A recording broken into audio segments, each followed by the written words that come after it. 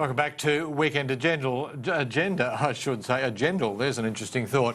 And let's get straight to our panel for this Sunday afternoon. Joining us, Labor MP Adrew Giles, and in Sydney, Liberal MP Jason Falinski. Plenty to talk about, gentlemen. Thank you very much for being here, not just the West Australian election. And I wonder first whether we could go to this intriguing development this afternoon, revealed on Twitter in a tweet from the Prime Minister, his discussion with Tesla's Elon Musk. Now, the interesting thing here, of course, is that Mr Musk has suggested that his battery technology could help fix South Australia's fragile electricity system, suggesting that for around $200 million he could supply about 300 megawatts of energy or storage for 300 megawatts within 100 days, or money back, as it were. The Prime Minister tweeted, "Thanks, Elon Musk, for a great in-depth discussion today about energy storage and its role in delivering affordable and reliable electricity," to which Mr Musk replied, "You're most welcome. Very exciting to discuss the future of electricity, renewables and storage, arguably the biggest disruption since DC to AC, direct current to alternating current." Yes, that was the argument between Edison and Nikola Tesla, as I recall, and certainly did lead to a substantial change in the way in which we use power. Jason Falinski, to you first. Just how significant a development is this? Does this suggest a change in emphasis from the pretty unproductive arguments we've been having between the government and the coalition about the role of renewables, about clean coal technology, and in particular about renewable energy targets, that the Prime Minister in particular is very serious when he suggested, first of all, back at the National Press Club in February, that there would be a significant emphasis on storage and renewables? Well, Jim, I'm glad to hear that you were a keen follower of the Edison and Tesla debates 70 years ago, so it's very important to know, something I didn't know about you. But no physicist, though, that's for sure. You obviously back Tesla, because I know you'd always back a winner. But quite seriously, the debate that the Prime Minister has always had is that we are technology agnostic about the energy market and energy solutions that we have. The reason that the world is moving towards renewable energy so quickly is not because of any particular other reason than it is the cheapest, most reliable form of energy that is being developed in the world at the moment. The missing piece of technology, or the missing piece to that puzzle, has been storage for quite a long time. Now, there are quite exciting developments that happened just last year. For the first time ever, the cost of stored battery power fell below $350 per kilowatt. Tesla is not the only company that is developing storage solutions globally. There's a great company in Brisbane called Redflow, which is also probably a little bit advanced of Tesla on these things, and I think that we should be open to any solution that provides for more reliable and affordable energy for Australians and business in Australia. Now, Adrew Giles, while what Tesla is proposing would not fix the problem, the fragility of the South Australian electricity system, it does appear that both Jay Weatherill and the Prime Minister are taking this offer from the Tesla organisation, from Elon Musk, very seriously indeed. How significant a development do you regard it? Well, I think it is a significant development, Jim. I should just say I'm not sure I quite accept your characterisation of the problem being the fragility of the South Australian system. I think if you look through where we need to get to in terms of Australia, our challenge is the structure and the rules of the market and the future of the grid. I mean, I was pleased that Jason did mention Redflow, because they're a company I've had some discussions with in the short time I've been in the Parliament, and one thing that I've been very interested in is how quickly we're seeing developments in battery storage. Now, this is exciting, but it also poses some very significant challenges for policymakers. That's something that Mark Butler's touched upon today, and it's a debate that I do think we have to draw out once the Prime Minister puts down the lump of coal. Indeed. Jason Falinski, the immediate problem, though, we have is that even if battery storage is now more affordable and may ameliorate the situation in South Australia, we simply do not have enough supply in a way that would provide power reliably to all Australians at a price that they are prepared to accept, unless we are able to do something about gas, and pretty darn quickly. The problem there is the international pricing, the attraction of that, and the fact that we haven't reserved any for domestic usage. Is it time to look at whether we can do that? Labor had something, a proposal of that kind going into the last federal election. Is that worth taking another look at?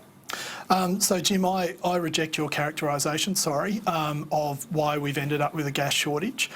There have been activities in most states, Victoria, New South Wales and South Australia, to ban any development of gas or gas development in those parts of Australia. So that is why we have a supply issue. It is well shown and well proven that reserving gas supply for domestic use actually makes the problem worse, not better, because people stop looking for gas reserves in areas where they can, because the price goes lower. But the point that you're making, which is how do we transition from the current energy sources we have to energy sources of the future, is where the federal government's view is very much that we should be agnostic, regulate the market as well as we possibly can, allow for price signals to develop properly, and we obviously have major investments in renewable energy and other forms of energy technology that will get us there faster than otherwise we would get. The interconnectors between the states are also an important point. I was talking to Bill Corecroft the other day, who pointed out that even though Germany has about 62% of its energy is from renewable sources, it gets a lot of energy from Russian gas reserves, and also the interconnectors between France and Germany allow Germany to draw 90% of its power needs from the French power grid, which is predominantly nuclear power. All those sorts of things need to be worked out, and they need to be worked out sensibly and be allowed to happen by the market. The problem that has occurred in South Australia is that the South Australian government intervened directly in the market and determined what an outcome would be before the technology existed to allow that to be supported, and so you have unaffordable and an unreliable power grid.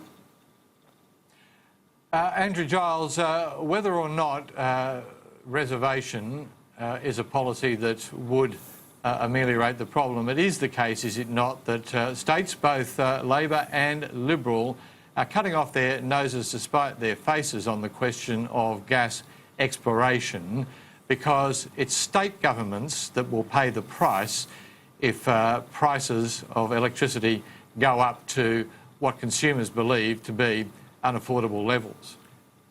Well, again, I feel that Jason and I have developed something of a unity ticket, Jim, probably unfortunately, since you asked the questions in disputing. That's all right. Andrew, that doesn't help me. Stop. Yeah, you'll get in trouble. I probably will too. But look, I think that we're conflating a lot of issues here, and I just don't accept the characterisation that Jason's made, Jim, or that you've made, or that Josh Frydenberg continues to make about the way in which state governments have approached the issue of fracking and unconventional gas. And I think there is a way through this, and I think it seems to me, despite what Jason said a moment ago, that a domestic gas reservation policy could be a critical element in both boosting the competitiveness of our manufacturing industry and lowering power bills. And I just don't see why an agnostic government wouldn't be looking at it. I'm not going to get an agreement here, and no one's going to agree with my premises either, but certainly it is the case with what we've seen with the Prime Minister. Andrew and I can agree that we don't agree with you. Well, at least we're seeing also, and I think there's one thing that you will agree with me, Jason, that this is a bit of the agility and innovation that Malcolm Turnbull promised when he became Prime Minister, 18 months ago. Indeed. So, but let's move on to another subject, to Western Australia, and to you, Jason Falinski. Why on earth would the Coalition, any element of it, consider doing a preferences deal with One Nation after what happened in Western Australia? take the ethics of it out of it, look at the pragmatics and the practicality. This is a party that simply cannot deliver on what it promises. Well, look, there'll be discussions that will keep people like you, Jim, employed for quite a number of weeks and beyond, I suspect. But look, what I think happened in Western Australia is that unfortunately there was an it's time sense to that election. Colin Barnett, until yesterday, when he went to COAG, was the longest serving Premier by about 6 or 7 years.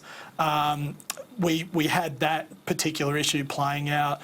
Also, he was a victim in some ways of an economic environment that had turned against him, and that's probably one of the things that hurt the most over in Western Australia as well. And finally, I think it probably also pays tribute to that truism in Australian politics, that you've got to fix the roof when the sun is shining. So those three factors, I think, combine to create the result that we saw overnight. But to get to my original question, why on earth do a deal with a party which is so shambolic that it cannot even stand candidates in the places which would have benefited the Liberal Party? Isn't this a lesson for the coalition, and particularly given that relations with the Nationals in the eastern states are so much better than they are in Western Australia, and the Nationals in Queensland in particular engage in hand-to-hand combat with One Nation? A preference deal would simply make matters much, much worse as far as relations between the Nationals and the Liberals are concerned. Well, look, when it comes to each state has its own set of circumstances. So obviously in Victoria and in New South Wales, I don't think One Nation's even registered here yet, or in those two states yet. So, and we have a long-standing coalition agreement with the National Party, and they will always be our first preference, no matter what happens. And in upper house competitions, we run joint tickets. That's not the case in Western Australia. They've obviously been more separate parties, more independent from each other. But the point I would make about One Nation is that we need to treat them seriously. 600,000 people voted for them at the federal election. It is when you treat them seriously that you hold their leaders and their policies to the same sort of standards that everyone else gets held to. I think there have been some recent electoral contests overseas where people treated populist and insurgent candidates as somehow being outside the political system, and they got away with not being subjected to the same criteria and rigorous analysis that a normal candidate or a normal party would have been subjected to. And I think in the last week in Western Australia, you saw some of those things happen for One Nation, where they had to explain what their positions were on vaccine, what their positions were on the GST. And I think that, more than anything, probably cost them votes. Andrew, the task before Mark McGowan in Western Australia is pretty significant. $40 billion worth of debt. He's saying that he's got a credible pathway back to surplus, but his pathway is pretty darn modest, you'd have to say. Just a couple of $1 billion over the forward estimates, and suggestions like 50% of mining royalties going to repay debt, but only if the price of iron ore is above $85 a tonne, and Western Australia is getting 65 cents in the dollar for GST. In recent times, that's only occurred on a couple of occasions. It's not a really credible pathway, is it?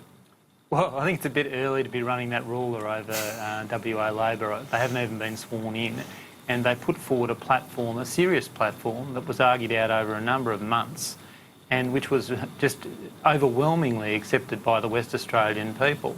It did include a pathway back out of the horrendous debt situation that the Barnett Liberal government have taken West Australia into, despite governing through the most significant minerals boom Australia's ever seen. So I just think it's a bit early to be running that ruler and marking down the government. I think they deserve a bit of time to get on with a strategy that's just been so warmly received by Western Australians. Adrew Giles and Jason Falinski, there are many, many other things that we could talk about, but time is against us, I'm afraid. Enjoy your company this Sunday afternoon. Thank you both very much. Thanks, Jim. Thanks, Jim. Thanks, Andrew.